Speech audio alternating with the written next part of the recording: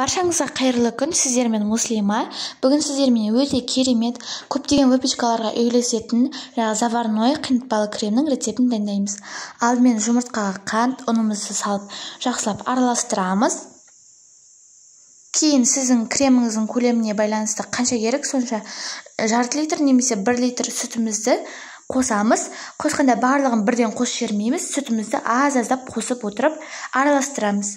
Сүттің барлығын қосып болғаннан кейін средний отта жақсылап қоюланғанша араластырып отырамыз. Бұл крем көптеген рулет, блинный торт, басқа да торттарға жарайды. Сондықтан міндетті түрде дайындап көріңіздер. Сіздерге ұнайтынына мен 100% кепілдік беремін. Мінеки креміміз қоюланған соң отты өшіреміз. Енді сармаймызды салып, ергеннен кейін жақсылап араластырамыз.